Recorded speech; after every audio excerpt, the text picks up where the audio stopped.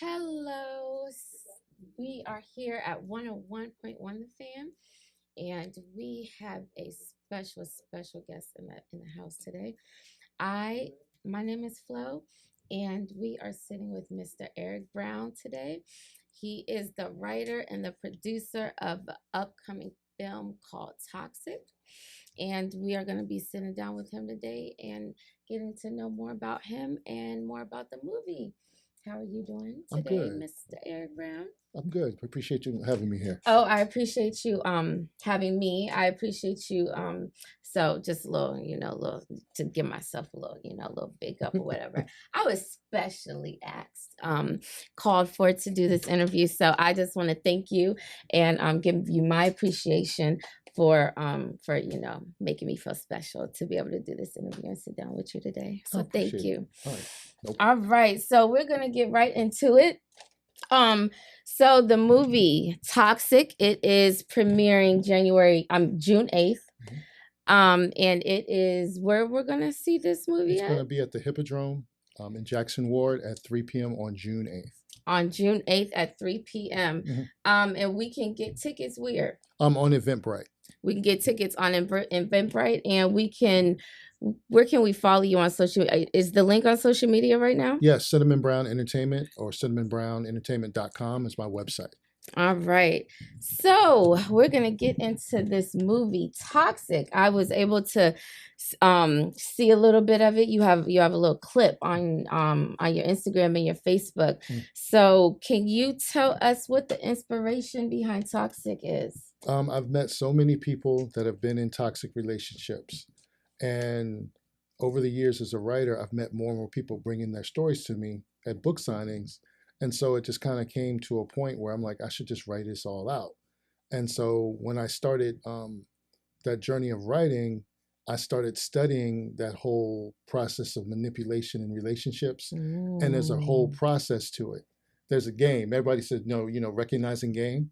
And when I understood that, I was able to write it out and make it comedic so people can talk about it. Because most people don't want to discuss the time they got played. They don't want to discuss the manipulation and what they went through because they don't want to look stupid. Absolutely. So that's where it came from. And so I decided to make, Cuffed and then Toxic is, another version of that.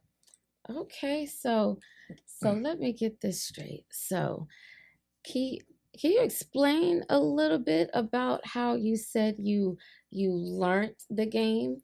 Yeah, I was working I worked for an intelligence agency years ago. Oh, wow. And I'm old. I'm 52 years old. So oh, no, you're not. Stop lying. Yeah. So I remember watching a documentary called Pimps Up, Hoes Down. And I listened to what they were saying. And then fast forward 10 years, I'm working for DIA at Quantico Marine Base. Oh. And I work there and I help train spies.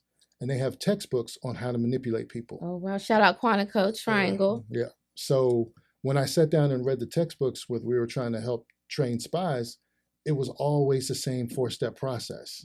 And the pimps use it, the spies use it, Absolutely. and regular people use it in relationships all the time. And it's always a 4-step process. So when you recognize and you see it, it's like, wow, there's a science to it. And the people that are very good at it can exploit, the people that are just unaware. Wow, that's I wasn't expecting that answer. That is very interesting. I wish we had longer than 30 minutes because I have so many questions just about that. But okay, so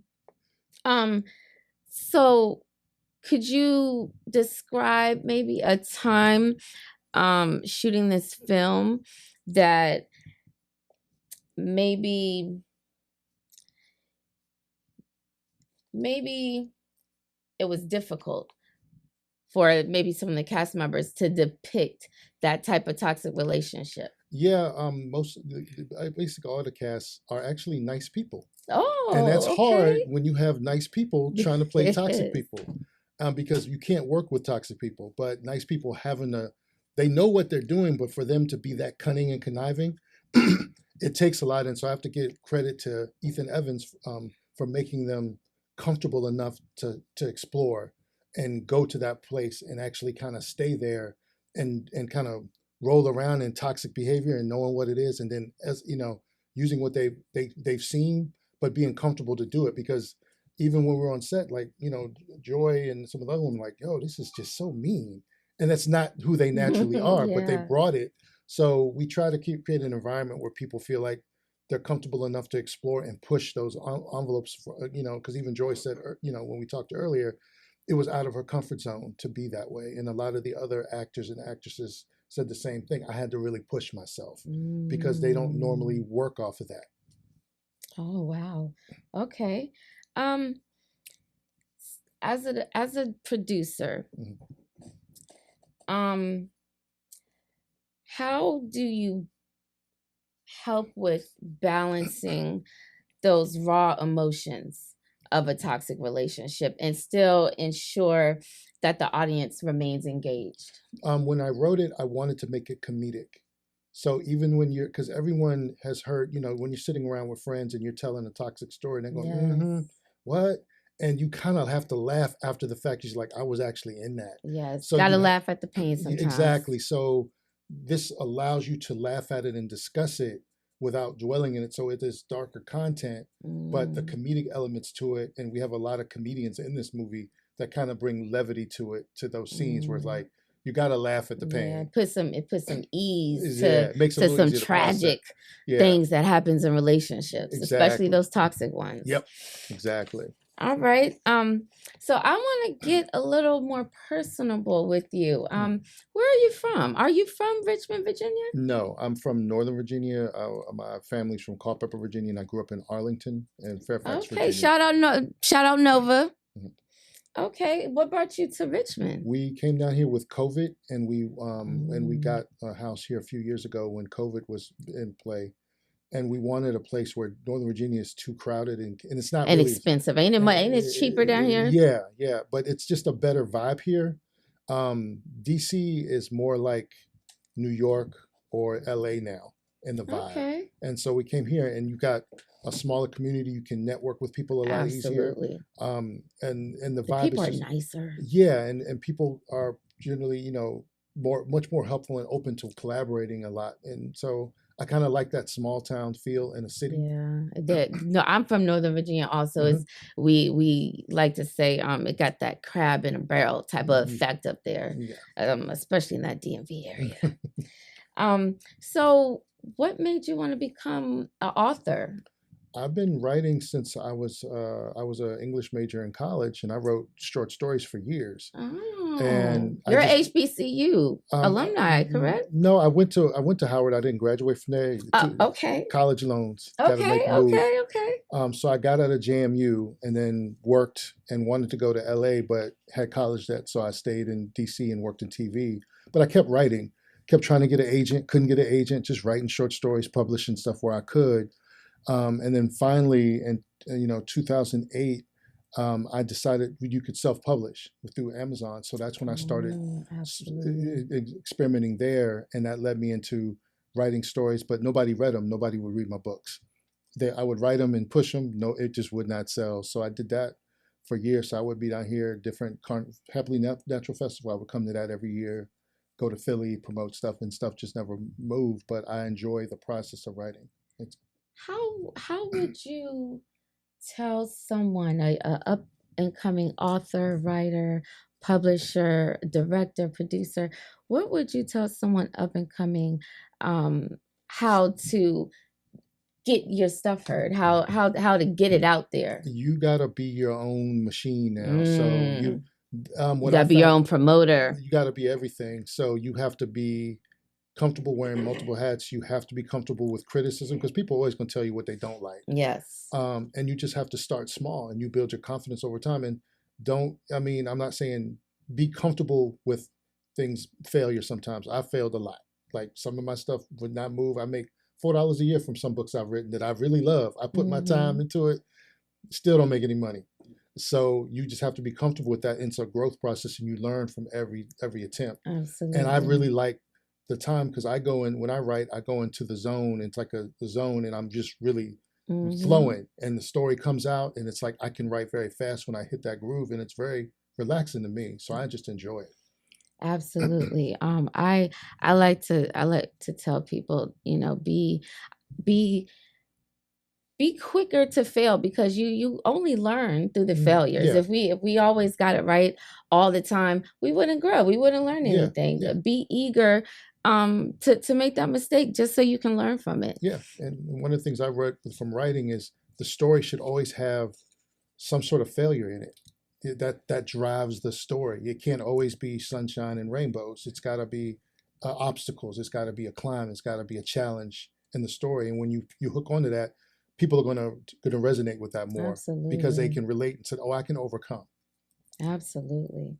Now, I want to ask you about something.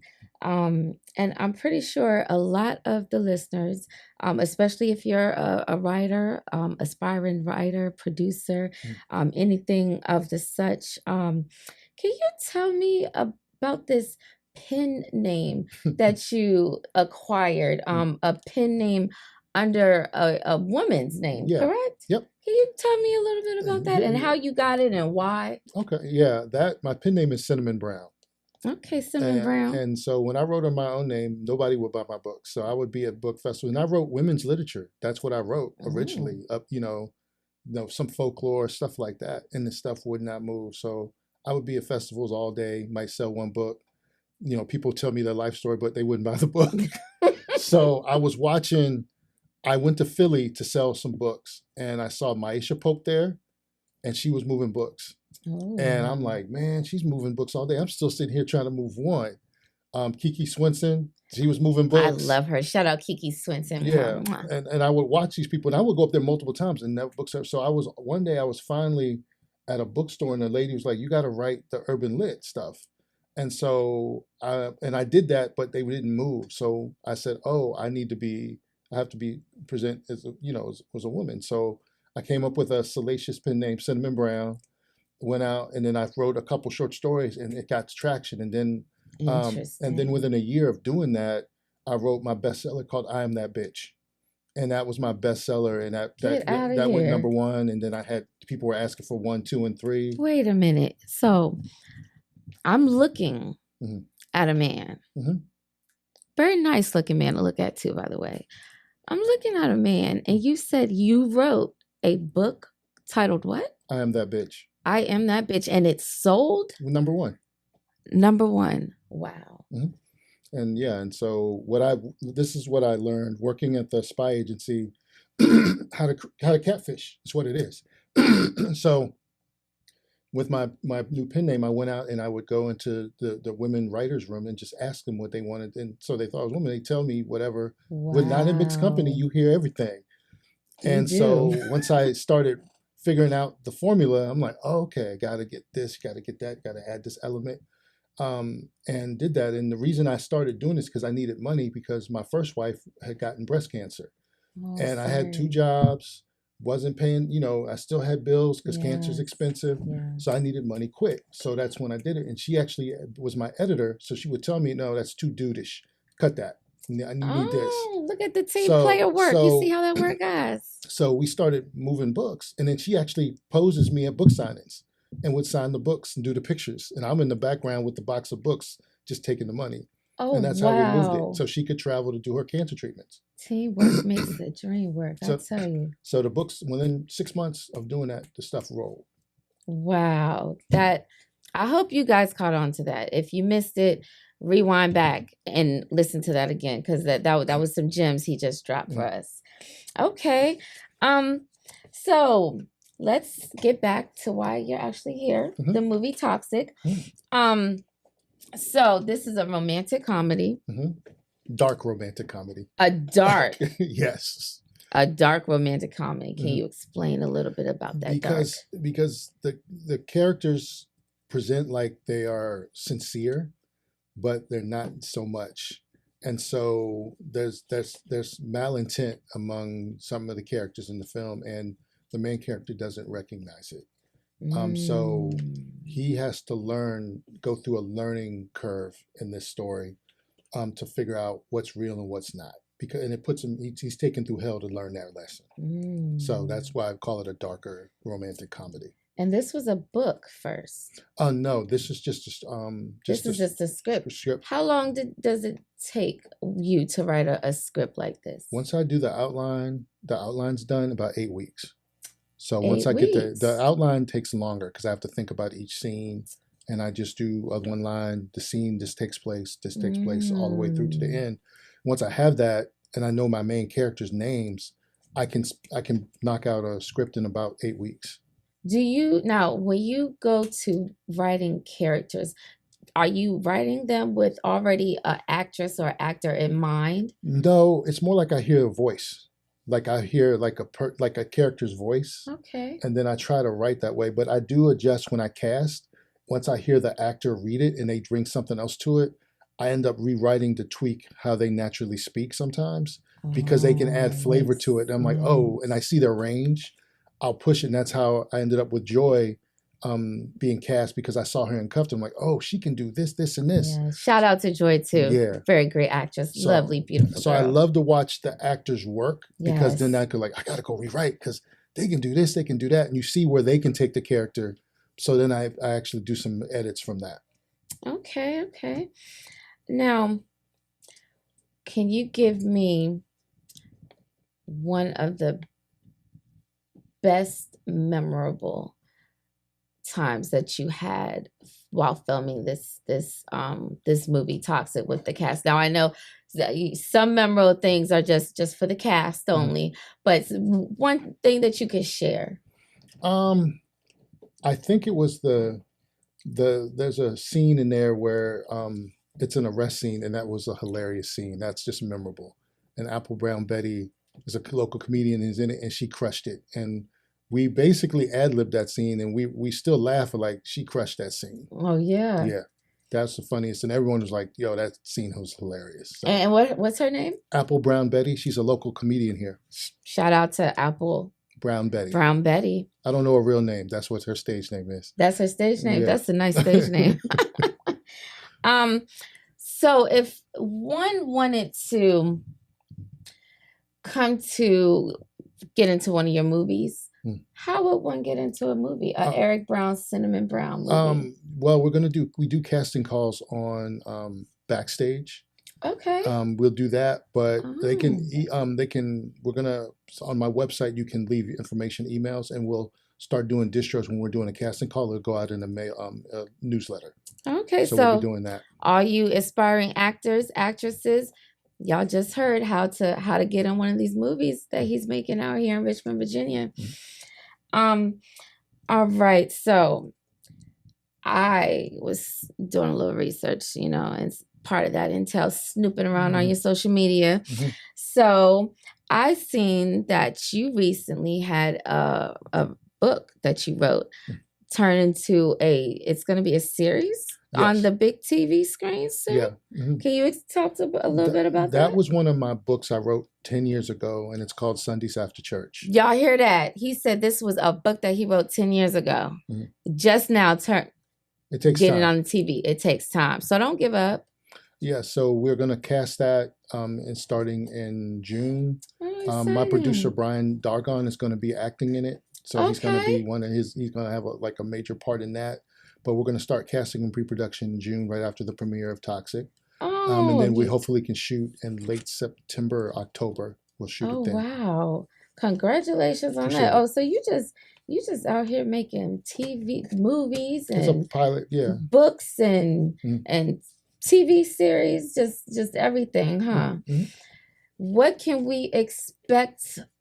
What else can we expect in the future for Eric Brown? I have so many stories that I haven't had time to flesh out. Yes. And then I end up collaborating with a lot of people. But my thing is, I'm a writer producer, and I need to focus on the writing more. But it takes time. But I've got Brian and Ethan have seen some of the story ideas I have that I just haven't had time to flesh out. So I've got years of content of pushing out easily 2 to 3 movies a year. Once, if I had the time. And there'll be, and with Cinnamon Brown Entertainment, I want to focus on basically content for Black women, but also for Black families. Oh, lovely. So that's where I started with my Urban Lit. It was always books for Black women. And that's when they caught on to it. that's where the support came from. And then with film, same thing. But then also going to some family-based, films and comedies. And I like always doing comedy for the most part for now. And then later on, maybe do some heavier drama type stuff. Oh, nice, nice. Could you give a little bit of advice to those of us that want to write, those of us that are writing, those of us that want to produce the things that we write, and those who just maybe want to step into the acting world? Can you give some advice to us? The number one, take some classes if you can, even if it's online. Read books. Like there's a book called Story by William McKee, I believe. It's on Amazon. That's Okay. my Bible for writing. That dude broke down how to write a script. Yeah, I And hear and that. I highlight that book. I could still go through it and be like, oh yeah, that piece and this piece and this piece. Oh, I need to go get And me a and copy that of that book book. is really good. And then understanding how to create drama. You can, there's a couple other like shorter pieces you can get, but understanding with writing, you need to create drama and you need to do it as fast as possible, or a comedic bit. So practicing that, and that's why I was saying, if people can write skits, you hone your craft because you can condense a story into 4 or 5 page, tops 10 pages. If you can tell a full story from beginning in 5, 10 pages, you ready to expand. And even if it's a short story, if you just want to write, just do a short story, put it on Amazon, give it to your friends, see if people like it or react to it, and get some feedback. Because I got a lot of feedback where people didn't like stuff that I wrote, and you're like, okay, but you got to go back to the lab and have a thick skin. Not everyone's going to like what you do. Right. So you do that. But for writers, reading about the craft and then writing short stories, writing short scenes, playwriting. If you can learn to playwright first and then go I want to into get into playwriting. screenwriting, you're going to be a beast. That's Mm, just because they force you to bring the story quicker right. than a book will. A book is a slow burn. Right.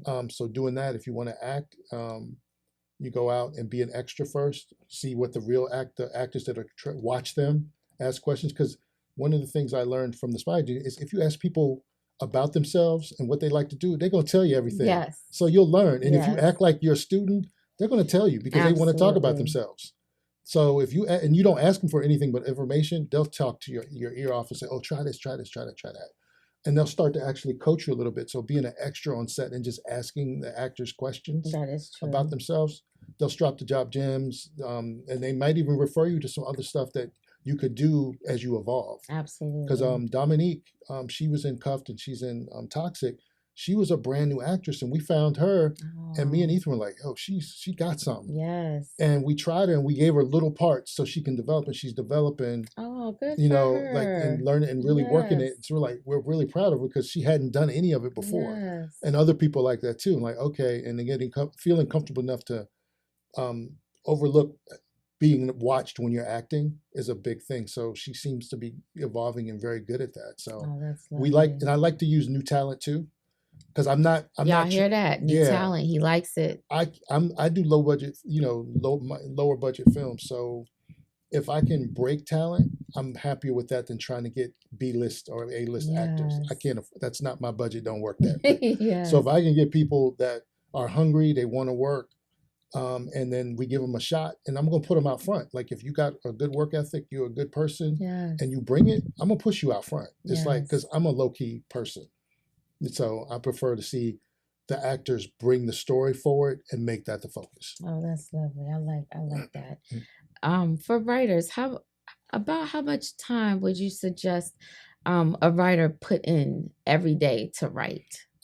Even if it's 10 minutes, even if Even it's if journal. it's 10 minutes. Because I had writer's block for years. So when you do, you feel like everything's got to be perfect. Let that go. Just Yes. free write your ideas, your thoughts.